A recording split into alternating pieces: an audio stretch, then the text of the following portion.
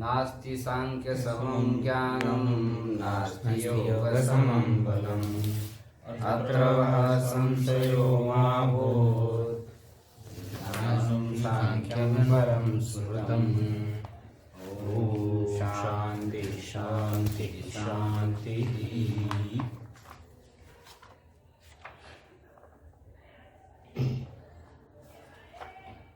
प्रकृति से उत्पन्न देहेंद्रियादि संघात, ये सभी पुरुषार्थ के कारण ही अपने अपने कार्य में प्रवृत्त हो रहा है।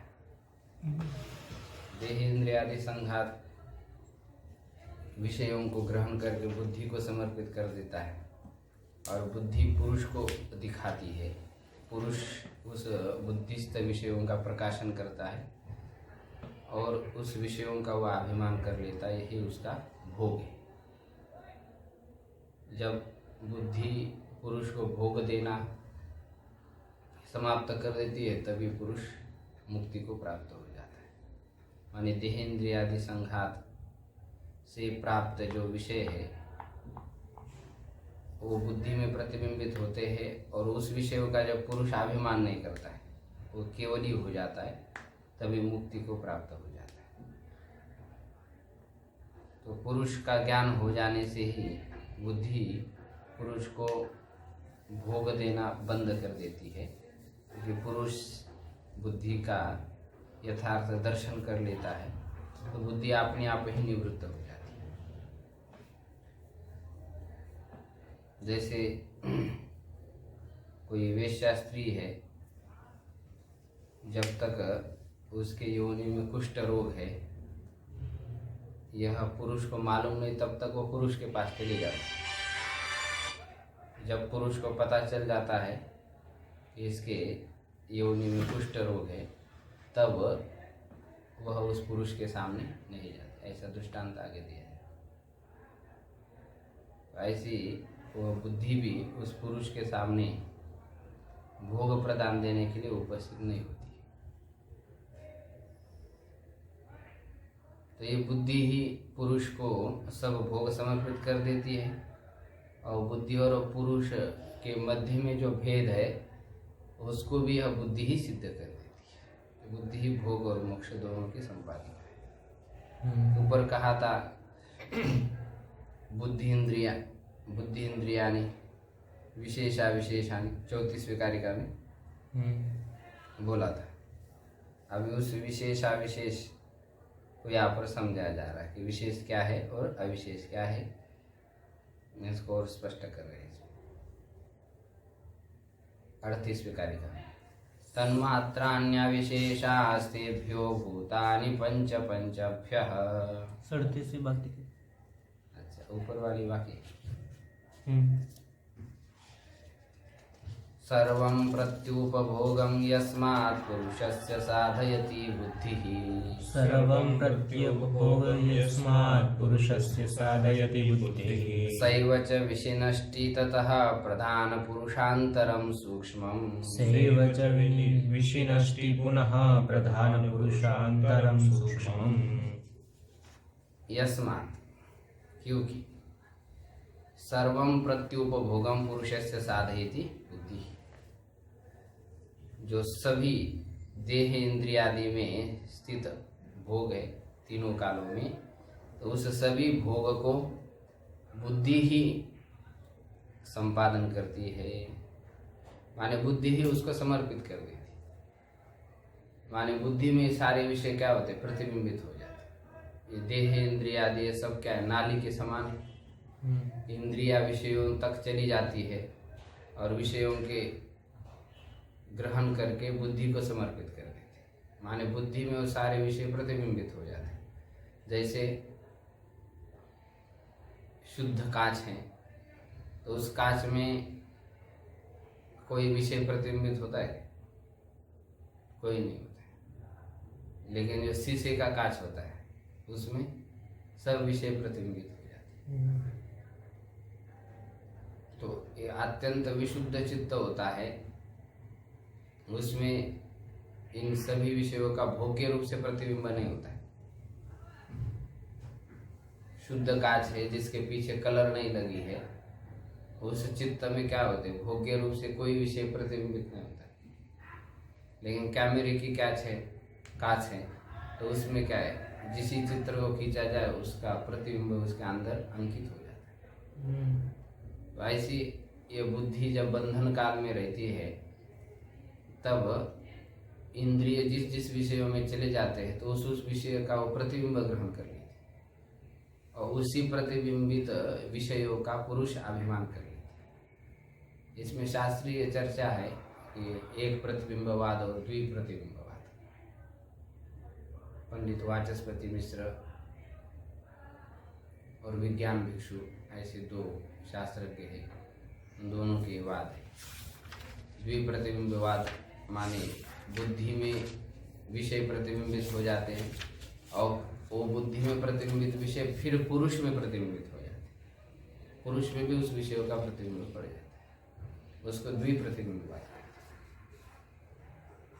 और बुद्धि अचेतन है तो अचेतन होने से वो किसी विषय का ग्रहण नहीं कर पाएगी, तो इसलिए आत्मा का चिदाभास उसको कहते हैं। आभास बुद्धि में पड़ जाता है तो बुद्धि चेतन जैसी हो जाती है और इंद्रिय के द्वारा जो ग्रहण किए हुए विषय है उस विषय के आकार की हो जाती है। तो इसको एक प्रतिबिंबवाद कहते हैं। तो एक प्रतिबिंबवाद में पुरुष बुद्धिस्थ प्रतिबिंबित जो विषय है उसका अभिमान कर लेता है कि इस विषय को जानने वाला मैं हूँ। सुख दुख आदि जो भी प्राप्त होते हैं वो बुद्धि में होते, तो उस बुद्धिस्थ विषयों का अभिमान कर लेते, इसको एक प्रतिबिंबवाद कहते हैं।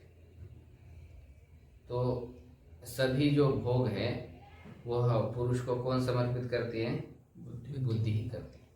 और उस पुरुष और बुद्धि का जो सूक्ष्म अंतर है जो अभ्यास और वैराग्य के द्वारा ही प्राप्त किया जाता है, तो उसको भी वह बुद्धि ही साधयति, वो बुद्धि ही सिद्ध कर देती है। माने आप वर्ग को भी वह बुद्धि प्रदान कर देती है और भोग को भी वह बुद्धि ही प्रदान कर देती है। अब विशेष और अविशेष जो बताए थे, तो उसमें विशेष क्या है उसको आगे स्पष्ट कर रहे हैं। तन्मात्राण्यविशेषास्तेभ्यो भूतानि पंच पंचभ्यः।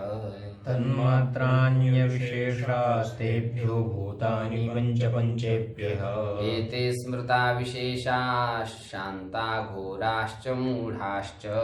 एते स्मृता विशेषाः शान्ता घोराश्च मूढाश्च। तन्मात्राणि जो अहंकार से उत्पन्न हुई है, 5 तन्मात्रा, शब्द स्पर्श रूप रस गंध तन्मात्रा, इनको अविशेष कहा जाता है। अविशेष इसलिए कहा जाता है क्योंकि इस पंच तन्मात्राओं में स्थित जो शब्द स्पर्श रूप रस गंध है, इनका भोग केवल देवता लोग ही करते हैं। उन शब्द स्पर्श रूप रस गंध में दुख और मोह नहीं होता है,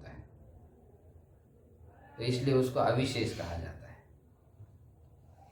उसी पंच तन्मात्राओं से भूतों की सूक्ष्म अवस्था को पंच तन्मात्रा कहते हैं।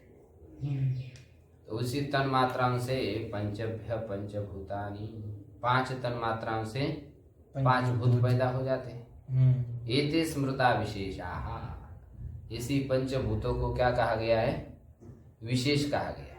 क्यों? शांता घोराश्च मूढ़ाश्च, शांत घोर और मूढ़ माने सुख प्रदान करने वाले भूत होते मनुष्यों के लिए, घोर माने दुख प्रदान करने वाले होते और मूढ़ माने मोह के जनक हो जाते। जैसे आकाश है, यह आकाश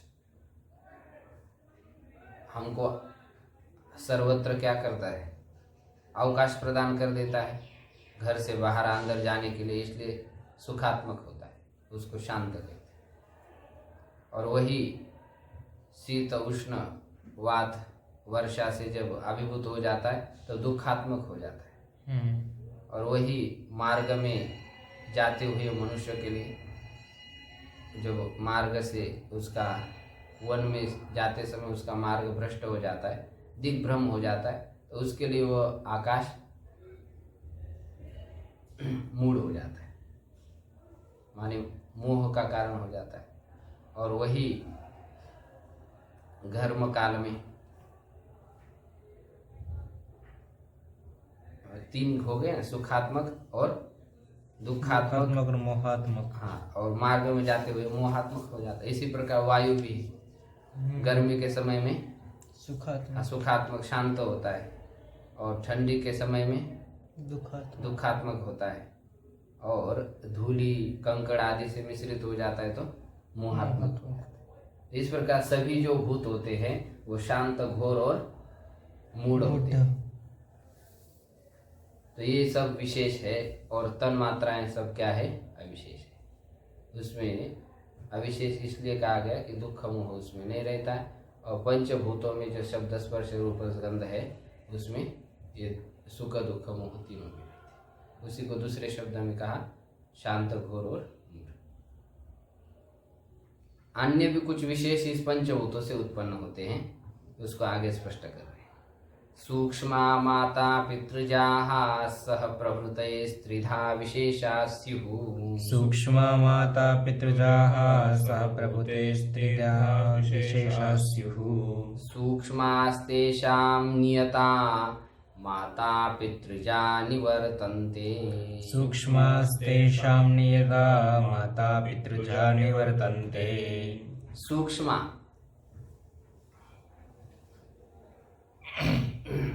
जो सूक्ष्म तन मात्राएं हैं, उन तन मात्राओं के द्वारा जो सूक्ष्म शरीर होता है, महदादि लिंग, वो सदा रहता है और इस संसार में घूमता है।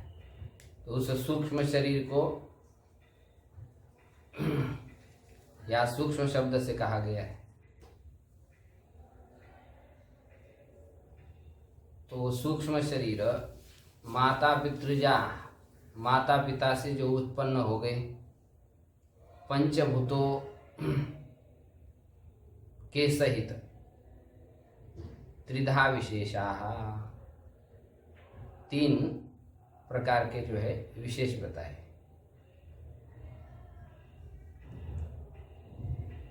सूक्ष्म तन मात्रांश से जो उत्पन्न होता है सूक्ष्म शरीर, और वह सूक्ष्म शरीर माता पिता के द्वारा खाए पिए गए अन्न से उत्पन्न जो शुक्र शोणित, उस शुक्र शोणित के संसर्ग से उत्पन्न हुआ जो स्थूल शरीर, उस स्थूल शरीर से ही वह क्या होता है? पुष्ट होता है, बढ़ता रहता है।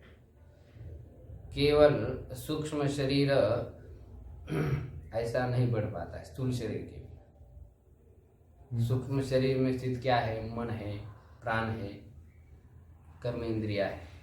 तो मन के लिए भी क्या चाहिए? आहार चाहिए कि नहीं? प्राण के लिए भी आहार चाहिए, जल चाहिए, तभी प्राण बचता है। जो भूख लगती है वो किसका धर्म है? प्राण का धर्म है। शोक मोह होता है, किसका धर्म है? मन का धर्म है। सुख दुख होते हैं, सब किसका धर्म? मन का। तो शोक मोह की निवृत्ति आध्यात्मिक विचार से होती है, भूख प्यास की निवृत्ति खाने पीने से होती है, और जन्म मरण ये किसके होते हैं? स्थूल देह के होते हैं। तो इसकी निवृत्ति किसकी होती है? तत्व ज्ञान से हो जाती है। तो माता पिता से उत्पन्न जो स्थूल शरीर है, इस जो स्थूल शरीर पंच महाभूतों से बना हुआ है, तो उस पंच महाभूतों से बने हुए शरीर के द्वारा ही यह पुष्ट होता है। तो पंच महाभूतों के से तीन प्रकार के विशेष बताए। यह शरीर जो है 60 कौशिक शरीर कहा जाता है। पीठ, उदर, जंघा, कटी, उर और शिर प्रभृति, ये 60 कौशिक माने 6 कोशों से युक्त होता है। माता के द्वारा 3 कोश मिलते हैं और पिता के द्वारा 3 कोश मिलते हैं। रक्त, मांस, स्नायु माता से मिल जाता है। शुक्र, अस्थि और मज्जा ये किससे मिल जाता है?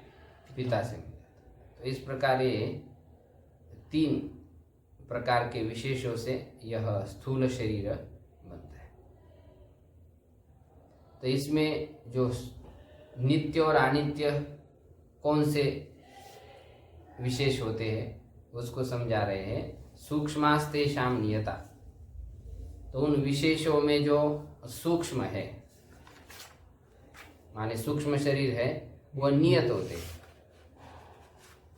जो तन्मात्रा से उत्पन्न हुए हैं। वो जब तक प्रकृति और पुरुष का भेद ज्ञान नहीं होता है तब तक कर्मवश वो सूक्ष्म शरीर पशु मृग पक्षी सरीसृप आदि स्थावर आदि होने में विचरण कर लेते हैं। धर्म की वृद्धि हो जाने से देवता लोगों में विचरण करता है, अधर्म की वृद्धि हो जाने से नीचे स्थावर आदि होने में चला जाता है, और दोनों समान होने पर मनुष्य होने में चला जाता है। तो ये सूक्ष्म शरीर नियत है, माने तत्व ज्ञान होने तक ऐसा ही रहता है, अलग अलग योनियों में लेकिन चला जाता है। और जो स्थूल शरीर है वह माता पितृजा निवर्तन्ते, माता और पिता से जो उत्पन्न हुआ स्थूल शरीर है वह सूक्ष्म शरीर का त्याग करके यहीं पर ही इसी मिट्टी में ही क्या हो जाता है, मिल जाता है। तो ये सूक्ष्म शरीर कैसे विचरण करता है इसको आगे बता रहे हैं कि वह निराधार विचरण करता है या कोई उसके साथ रहता है। सूक्ष्म शरीर में कितने तत्व बताए, 18 तत्व बताए। तो उस 18 समुदाय से युक्त जो सूक्ष्म शरीर है वह कैसा विचरण करता है। पूर्वोत्पन्नमसक्तं नियतं महदादि सूक्ष्म पर्यंतम, पूर्वोत्पन्नमसक्तं नियतं महदादि सूक्ष्म पर्यन्तं, संसरति निरूपभोगं भावैरधिवासितं लिंगम, संसरति निरूपभोगं भावैरधिवासितं लिंगम। पूर्वोत्पन्न, जब लोग पैदा नहीं हुए थे, ये स्थूल सृष्टि पैदा नहीं हुई थी, तब उससे पहले ये सूक्ष्म शरीर पैदा हुआ। फिर बाद में ये सारी सृष्टि पैदा हुई। ऐसा ये सूक्ष्म शरीर सृष्टि के आदि में पैदा होता है। और असक्तम, असक्तम का अर्थ ये किसी भी स्थान में संयुक्त नहीं होता है। सूक्ष्म होने के कारण तिर्यक मनुष्य देव आदि स्थानों में तो चला जाता है, लेकिन वहाँ जाने के बावजूद वो कहीं पर किसी अवरोध से रुकता नहीं। पर्वतों के बीच में से निकल जाता है, बड़े बड़े चट्टान रहते हैं, पेड़ पौधे रहते हैं, तो उसमें से बीच में से चला जाता है, उसके अंदर होकर के चला जाता है। उसका अवरोधक कोई नहीं होता है। इस दीवार में से भी जाना चाहे, अब कमरे के अंदर व्यक्ति रहता है लेकिन चला जाता है कि नहीं। स्थूल शरीर यदि ले जाना है तो कमरा खोलना पड़ेगा, कहीं से भी नहीं स्थूल शरीर स्थूल खोलना नहीं निकलेगा। लेकिन सूक्ष्म शरीर तो कहीं से भी चला जाए, उसका कोई अवरोधक नहीं होता है, किसी योनि में चला जाता है। तो इसलिए आसक्तम नियतम, तत्व ज्ञान जब तक उत्पन्न नहीं होता है तब तक वह निश्चित रूप से रहता है। महदादि सूक्ष्म पर्यंतम, महद से लेकर के सूक्ष्म पर्यंत सब तन्मात्रा उसमें रहती है और उसके साथ वो संसरती। महद तत्व से बुद्धि और तन्मात्राएं ये सूक्ष्म रूप से उस शरीर में रहती है और विचरण करता है। जैसी कोई चींटी होती है, स्तंभ के ऊपर जाती है नीचे आती है, ऊपर जाती है नीचे आ जाती है। इसी प्रकार ये सूक्ष्म शरीर ऊपर नीचे तीनों लोगों में भ्रमण करता है। निरूपभोग, यह जो सूक्ष्म शरीर है ये स्थूल शरीर के बिना भोग करने में समर्थ नहीं होता है। अब जो भूतों के जो शरीर होते हैं उसको तो कोई स्थूल शरीर नहीं रहता है, उसका शरीर ही वायव्य होता है, वायु उसका शरीर होता है, सूक्ष्म शरीर उसके अंदर रहता है। तो केवल हवा जैसी चल रही तो उस समय उसका शरीर भी चलता है, तो उसका शरीर अलग होता है। लेकिन ये जो सामान्य रूप से मनुष्य देवता आदि यों में जब तक ये सूक्ष्म शरीर प्रवेश नहीं करता है तब तक वो भोग देने में समर्थ नहीं होता है। तो ये सभी स्थानों में चला जाता है। और कैसा होता है? भावैरधिवासितम लिंगम, ये भावों से उपरंजित होता है। भाव कौन से? धर्म, ज्ञान, वैराग्य और ऐश्वर्य, और इससे विपरीत अधर्म, अज्ञान, अनैश्वर्य और इन भावों से उपरंजित होता है। जैसा कपड़ा जिस कलर में डाला जाता है उसी कलर से उपरंजित हो जाता है, इसी प्रकार ये सूक्ष्म शरीर भी इन 8 प्रकार के भावों से उपरंजित रहता है। और जब प्रलय काल आ जाता है तब ये प्रधान में लीन हो जाता है। इसलिए इसको क्या कहते हैं? लिंगम। लीयते इति लिंगम, लीन होने वाला ये सूक्ष्म शरीर है, वो इसी भाव से उपरंजित होकर के ही प्रधान में लीन हो जाता है। कितने भी सालों से हमने कोई भी कर्म किया तो उसके संस्कार उस सूक्ष्म शरीर में रहते, उसका नाश नहीं होता। जैसे सृष्टि काल आरंभ हो जाता है तब वो सूक्ष्म शरीर में जो संस्कार है फिर वैसे ही प्रकट होकर के मनुष्य को आगे सुख दुख हो जाते। तो अनादिकाल से ऐसा चल रहा है, कब से चल रहा है कोई मालूम नहीं, लेकिन चल रहा है। तो संस्कार लेकर के आ जाता है। अब प्रकृति में सारे जीव लीन हो जाते, कितने सारे संसार में जीव है। अहमदाबाद में देखेंगे कितने जीव, और अन्य सारे देश में देखेंगे। अब प्रलय काल आएगा सबको जाना पड़ेगा, तो सब मिश्रण हो जाता है। एक दूसरे के संस्कार या कोई किसी का सूक्ष्म शरीर लेकर के चला जाए, ऐसा तो नहीं होता। बराबर जो जिस सूक्ष्म शरीर में जैसे संस्कार है तो वैसे संस्कार से युक्त होकर के फिर दोबारा प्रलय काल में वो शरीर प्रकृति से निकल जाता है। जैसे गर्मी के समय में ऋषिकेश में गर्मी में दूध तो ज़्यादा समय तक नहीं रहते, तो इसलिए वहाँ लोग क्या करते हैं, दूध बेचने वाले कैंड में दूध भर देते हैं और उसको रात में गंगा जी में डुबो देते। गंगा जी के किनारे ऐसे वो सारे कैंडे ऊपर से ढक्कन पर दबा करके रख देते, और फिर सुबह हो जाता है तो क्या करते हो, निकाल लेते। तो वो दूध जो है गंगा जी में मिल जाता है। सभी गंगा जी के जल में थे, लेकिन वो दूध साबुत अपने कैन में रह गए, कैन से बाहर नहीं गए। और फिर ढक्कन खोल लिया तो जो दूध रात में रखा था वही मिलता है, दूसरा मिलता है वही। तो इसी प्रकार ये सूक्ष्म शरीर भी प्रकृति में लीन हो जाता है, लेकिन उसका एक काम कर्मादि ढक्कन ऐसा मजबूत रहता है कि उसमें जो संस्कार होते हैं वो वैसे के वैसे पड़े रहते हैं। जब सृष्टि आरंभ हो जाती तो वो संस्कार फिर दोबारा स्थूल शरीर में आ जाते, फिर वैसा ही संसार में विचरण करते। तो ये लिंग शरीर है। जब तक तत्व ज्ञान नहीं होता है तब तक ये ऐसा ही बार बार, जब सृष्टि प्रलय होता है तब वो प्रकृति में लीन होता है, उत्पन्न होता है। तो किस कारण से यह सूक्ष्म शरीर विचरण करता है, तो उसको आगे स्पष्ट करते हैं। उससे पहले बता रहे कि ये सूक्ष्म शरीर निराश्रित नहीं रहता है, किसी ना किसी आश्रय से ही युक्त होकर के रहता है। चित्रम यथाश्रयमृते स्थानवादिभ्यो यथा विनाच्छाया, चित्रं यथाश्रयमृते स्थाणवादिभ्यो विना यथाच्छाया, तद्वद् विना विशेषैस्तिष्ठति न निराश्रयं लिंगम। तद्वद्विना विशेषेण तिष्ठति निराश्रयं लिंगम्।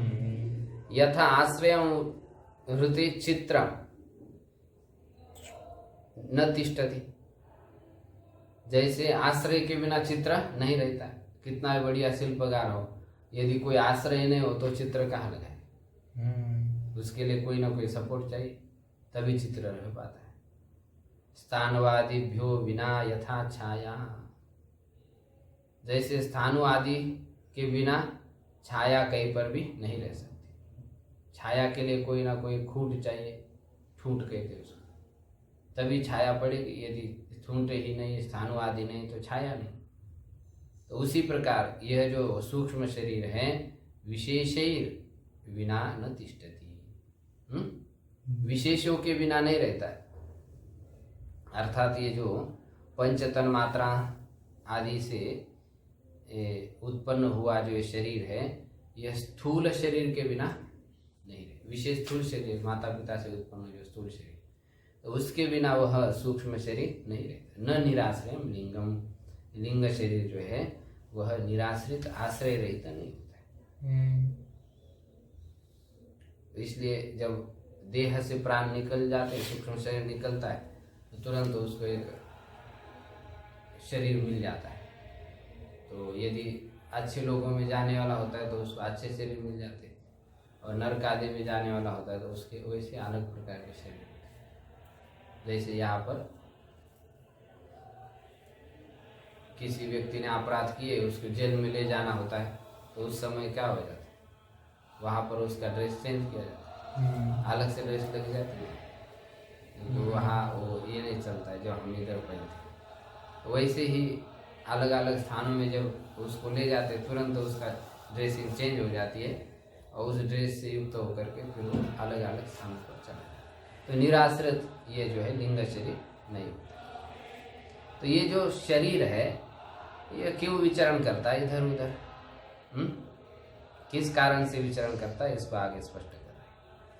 पुरुषार्थ हेतुकमिदं निमित्त नैमित्तिक प्रसंगेन, पुरुषार्थ हेतुकमिदं निमित्त नैमित्तिक प्रसंगेन, प्रकृतेर्विभुत्वयोगात् नटवद् व्यवतिष्ठते लिंगम्, प्रकृतेर्विभुत्वयोगात् नटवद् व्यवतिष्ठते लिंगम्।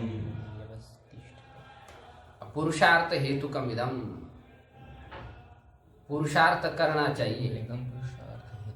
हाँ, ये सूक्ष्म शरीर, ये पुरुषार्थ हेतु, पुरुषार्थ भोग और मोक्ष इसको कहते हैं। शब्दादि विषयों का साक्षात्कार और गुण और पुरुष का जो भेद है उसका ज्ञान, ये दोनों ही पुरुषार्थ हैं।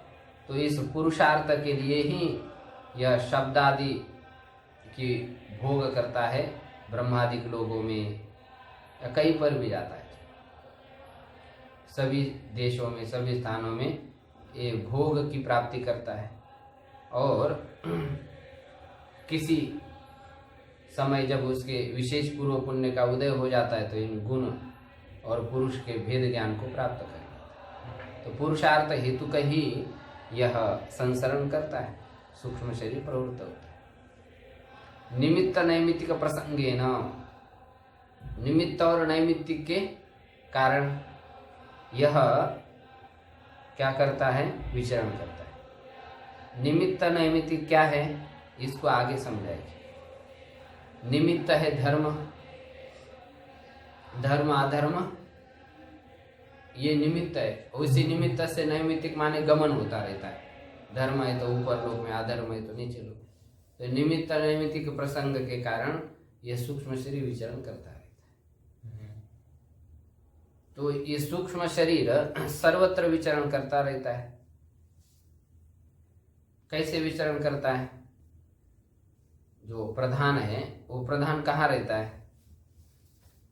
तीनों गुणों के साम्य अवस्था वाला प्रधान सर्वत्र संसार में व्याप्त रहता है। किंतु तो भी सूक्ष्म शरीर तो किसी विशिष्ट देह में ही विचरण करता है, सभी जगह पर नहीं रहता है। यदि प्रधान का कार्य है तो सब जगह पर रहना चाहिए, लेकिन सर्व जगह पर नहीं रहता। जैसे कोई राजा है, उसकी सत्ता राष्ट्र में किस जगह पर रहती है? सभी जगह पर है, जहाँ जो चाहे वो करके बैठ जाता है। तो इसी प्रकार प्रकृति की सत्ता सभी जगह पर होने पर भी वो जहाँ कुछ कार्य करना चाहती वहीं पर ये सूक्ष्म शरीर पहुंच जाता। जिस देह के माध्यम से कुछ उससे करवा के लेना चाहता है, अच्छा कार्य बुरा कार्य, तो ये सूक्ष्म शरीर उसी देह में पहुंच जाता। वहाँ पर भी प्रकृति का संबंध है। ऐसे कोई भी मनुष्य कहीं भी कार्य करता है तो वहाँ पर राजा के सत्ता का प्रभाव रहता है। ऐसे प्रकृति का संबंध उस सूक्ष्म शरीर के साथ भी रहता है। प्रकृति विभुत्व योगात्, प्रकृति का विभुत्व योग होने के कारण माने प्रकृति व्यापक होने के कारण वह सूक्ष्म शरीर नटवत व्यवतिष्ठते लिंगम, नट के समान वह लिंग शरीर धारण करके विचरण करता है। जैसे नट एक रूप आप धारण कर लेता, अभी राक्षस का रूप धारण किया था, अभी सामान्य भिखारी का रूप धारण किया, अभी चोर का रूप धारण कर दिया। इसी प्रकार अलग अलग रूप धारण करके वह सामने उपस्थित हो जाता है। इसी प्रकार ये लिंग शरीर भी धर्माधर्मादि निमित्त के कारण माता के पेट में चला जाता है, कभी हाथी बनता है, कभी स्त्री बनता है, कभी पुरुष बनता है। तो ये धर्माधर्मादि भाव से उपरंजित होकर के अलग अलग रूप धारण करता है नट के समान। तो वो जो भाव बताए थे वो कौन से भाव है, उसी भाव को अभी आगे बता रहे। लेना आगे। सांसिधिकाश्च भावाः प्राकृतिका वैकृतिकाश्च धर्माद्याः, सांसिधिकाश्च भावाः प्राकृतिका वैकृतिकाश्च धर्माद्याः, दृष्टाः करणाश्रयिनः कार्याश्रयिनश्च कललाद्याः, दृष्टा करणाश्रयिणः कार्याश्रयिणश्च कलाद्याः। सांसिधिकाः भावाः, ये जो भाव है ये तीन प्रकार के कहे गए, सांसिधिक, प्राकृतिक और वैकृतिक। सांसिधिक माने स्वाभाविक, जैसे भगवान कपिल के अंदर सृष्टि के आदिकाल में वो चारों भाव उनकी उत्पत्ति होते ही साथ साथ में प्रकट हो गए, धर्म ज्ञान वैराग्य ऐश्वर्य, ये भाव ये सांसिधिक होते हैं। और कुछ प्राकृतिक होते हैं, जैसे ब्रह्मा जी के चार पुत्र सनक, सनंदन, सनातन और सनत कुमार, तो उनके उत्पन्न होने के बाद 16 साल होने के बाद उनके अंदर ये धर्म ज्ञान वैराग्य उत्पन्न हो गए, प्राकृतिक। और वैकृतिक होते हैं, जैसे हम लोग हैं किसी गुरु के पास जाते हैं तो धीरे धीरे धर्म प्रकट होता है, ज्ञान प्रकट होता है, वैराग्य, ये सब ऐश्वर्य आदि सब आ जाता है। तो किसी गुरु में भी इसी प्रकार अकस्मात ये धर्म ज्ञान वैराग्य ऐश्वर्य नहीं आता, धीरे धीरे साधना करते करते ये प्रकट हो जाता है। तो ये वैकृतिक भाव कहे गए। हम लोगों में भी जो भाव है वो कैसे है, वैकृतिक भाव।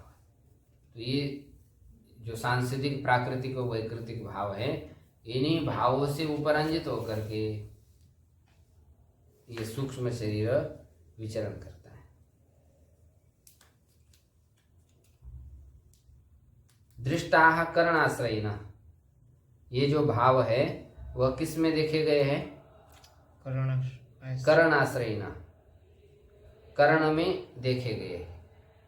और कार्याश्रयिनश्च, कर्ण माने बुद्धि, मन और अहंकार, इसमें देखे गए। कार्याश्रयिनश्च, और कुछ जो भाव है वह कार्य में रहने वाले देखे गए। कार्य क्या है, ये शरीर, इस शरीर में कुछ भाव देखे जाते हैं। शरीर में जो भाव होते हैं वो कौन से भाव होते हैं, कललाद्या। कललादि माने जो बुद्ध है, मांसपेशी है आदि, कई भाव इसके बताए हैं। और कौमार, यौवन, स्थविरत्वादि, ये अन्नपान रस आदि के निमित्त जो उत्पन्न होते हैं उसको कहते हैं कललादि। कार्याश्रयिन कललादि, शरीर के आश्रयित रहने वाले ये कललादि भाव। और कुछ करणाश्रयिन, जो मन, बुद्धि, अहंकार, इंद्रिय आदि के आश्रित रहने वाले, ऐसे ये भाव बताए सात्विक राजस्थान से। ये सूक्ष्म शरीर निमित्त नैमित्तिक प्रसंग से विचरण करता है। ये जो कहा था इसे पूर्व कारिका में, उसको अभी स्पष्ट कर रहे हैं कि निमित्त क्या है और नैमित्तिक क्या है। धर्मेण गमनमूर्ध्वं गमनमधस्तात् भवत्यधर्मेण, धर्मेण गमनमूर्ध्वं गमनमधस्तात् भवत्यधर्मेण, ज्ञानेन चापवर्गो विपर्ययादिश्यते बन्धः, ज्ञानेन चापवर्गो विपर्ययादिश्यते बन्धः। धर्म रूप निमित्त से ऊर्ध्वम गमनम, ऊपर के लोग में गमन हो जाता है। ऊपर 8 स्थान बताए हैं, उस स्थानों में इसका विचरण हो जाता है। ब्राह्म, प्राजापत्य, सौम्य, इंद्र, गांधर्व, राक्षस, पैशाच आदि स्थानों में उसका विचरण हो जाता है। अधर्मेण भवत्य अधस्तात्, अधर्म निमित्त के कारण नीचे पशु, मृग, पक्षी, सरीसृप, स्थावर आदि योनियों में उसका विचरण हो जाता है। ज्ञानेन चापवर्गः, ज्ञान के द्वारा अर्थात पंचविंशति तत्वों के ज्ञान के कारण अपवर्ग माने मोक्ष हो जाता है। फिर ये सूक्ष्म शरीर निवृत्त होकर के वह जो आत्मा है वह अपने स्वस्वरूप में प्रतिष्ठित हो जाता है। विपर्यात इष्यते बंध, और इससे विपरीत यदि धर्म, अधर्म और ज्ञान नहीं है तो क्या हो जाता है? विपर्यात इष्यते, या ज्ञान से विपरीत अज्ञान से बंध हो जाता है। जो 3 प्रकार का बंधन, नैमित्तिक, प्राकृतिक, वैकारिक, दाक्षिणिक, ये 3 प्रकार का बंध आगे कहा जाएगा। तो उस बंधन को प्राप्त हो जाता है, मुक्त नहीं होगा। अन्य भी कुछ निमित्त है, उसको आगे समझाएंगे, उसका विचार कल करेंगे। ॐ पूर्णमदः पूर्णमिदं पूर्णात् पूर्णमुदच्यते पूर्णस्य पूर्णमादाय पूर्णमेवावशिष्यते। सर्वं शान्तिः शान्तिः शान्तिः।